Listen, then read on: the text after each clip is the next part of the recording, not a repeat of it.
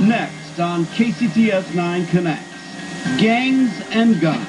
This house has been a victim of numerous drive-by shootings. Communities across the state are dealing with a proliferation of street gangs and gang violence. We've actually had gang members actually point a weapon at our law enforcement. Gang members getting their hands on all types of weapons. You could go out on the street and you could pick any one of these up with very little effort. It's not hard to do. Putting the community in the crossfire. We had a 10-year-old boy over in the oil slope area. Got hit while he's sleeping in his bed. Up next, what's being done to stop the violence? It's a war zone for me every day, you know. Community in the crossfire. Gangs and guns. A KCTS 9 Connects special report next.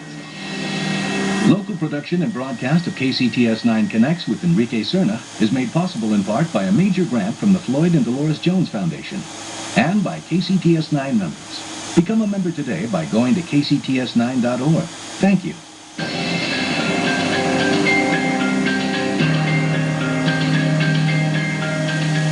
Welcome to this special edition of KCTS 9 Connects, Community in the Crossfire, Gangs and Guns.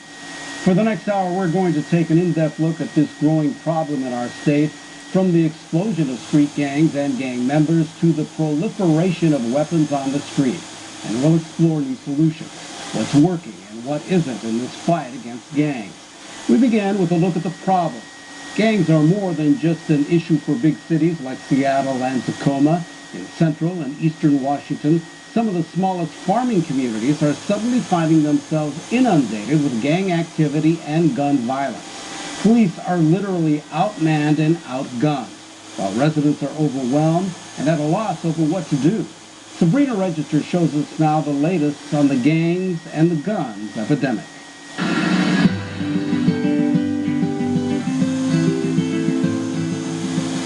Washington, nestled near the Columbia River in Grant County, this farming community is home to nearly 5,000 people. This was always considered the banana belt, farmer's paradise down here. But now, some might call it paradise lost. 403 South 7th Street. It's a war zone for me every day, you know. The sounds of farm machinery now mixed with a chorus of gunfire and gang violence. This house has been a victim of numerous drive-by shootings, some large caliber holes through the skirting around the bottom, as well as a shotgun blast in the window. It's almost getting to the point where we have to come over and tape them and label them so that when we do respond, we know the difference between this boat hole and the other boat holes. I received, there's a little bit of traffic congestion east of town. Veteran Police Chief Steve Jensen has seen the deterioration in his town.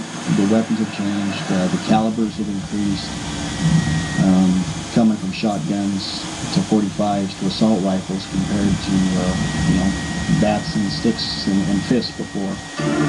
And it's not just Mattawa dealing with gang-related gunfire. It's in other small towns, like Royal City. We had a 10-year-old boy over in the oil slope area. Got hit while he was sleeping in his bed. And he got hit by a drive-by, stray bullet, that was intended for somebody else.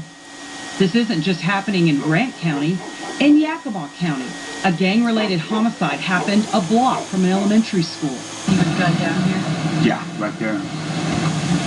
Essentially is where he was gunned down. And last July in King County, gunfire erupted at Lake Sammamish State Park, filled with people. 2 suspected gang members died in the shootout. Gangs and guns have become a growing problem and a top priority for police departments, big and small, throughout Washington state.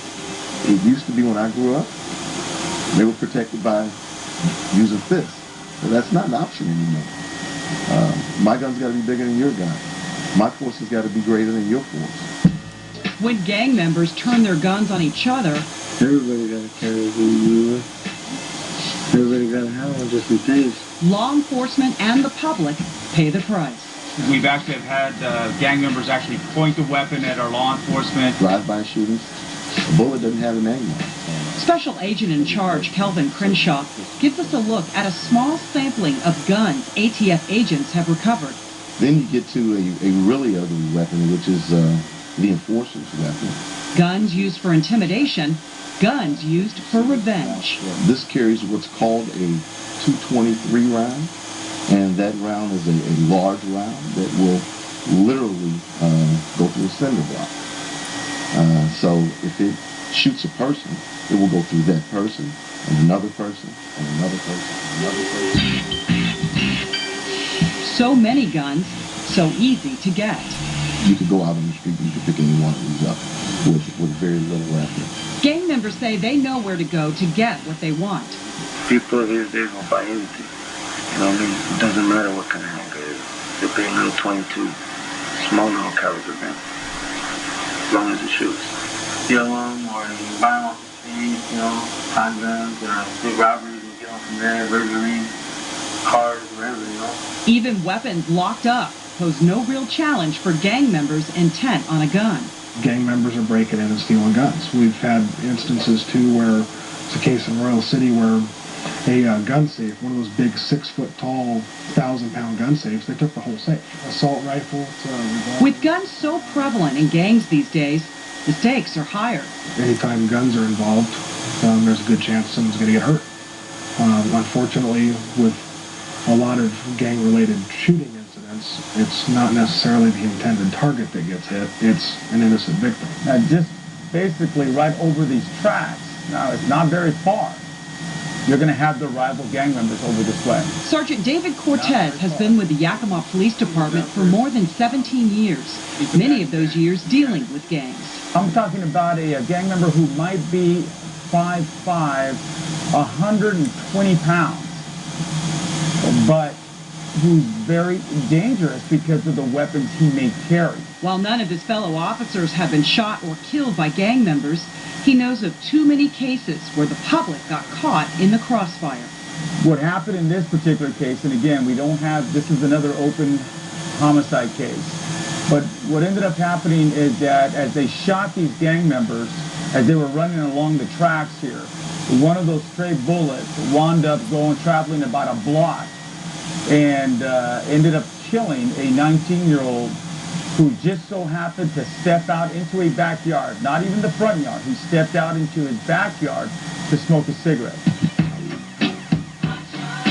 When the violence reaches beyond the gangs, a community runs scared. Once, the sun's gone, night starts to come in, yeah, of course, you're going to see a lot of these people start to go ahead, bring in their children, making sure that they're inside, doors are locked. Hey! Get down on the ground! Gang violence is not new in Yakima. The county has struggled with high gang-related homicide rates for years. I think if you look at the gang activity within Yakima County, per 1,000 population, we probably rival that of some major metropolitan areas, not only in our state like Seattle and Tacoma, but around the country, probably Los Angeles, Detroit, Chicago, places like that.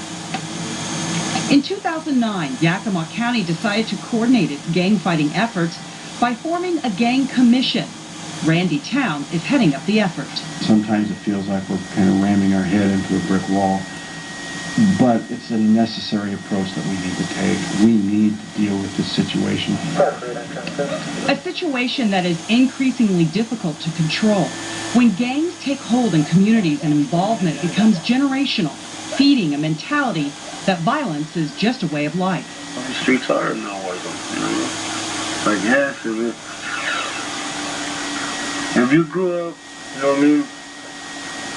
the way we did, or getting jumped into a game or anything like that, or, basically at the very end, there is no way out. It sticks with you, even if you try to get out. You see what I'm saying? It does, it sticks with you, it'll follow you. You feel guilt at times, because, like I said, it's all for nothing, you start, sometimes everybody has a heart, and, at times, eat you up, that guilty conscience, like, man, you did something wrong. But, what can you do? It's done. It's done. And your home mentality, you did something good, They look up to you. But you feel that. You might not want to show it, but you feel it.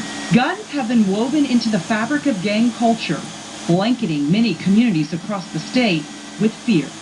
You have a young family that's moved into that neighborhood that they want to walk their kids to the park. But they can't do that for fear of violence, for fear of drive-by shootings, for fear of gang violence. We are not going to allow that to happen to our community. ATF Special Agent in Charge Crenshaw formed the Violent Gang Task Force.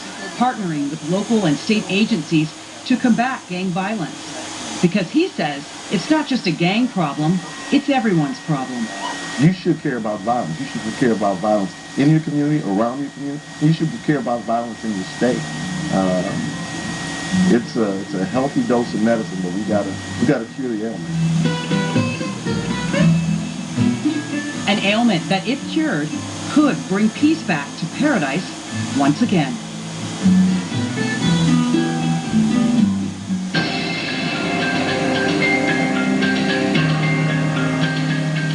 The epidemic of gang violence in our state has prompted a new proposal from Attorney General Rob McKenna and state lawmaker Charles Ross.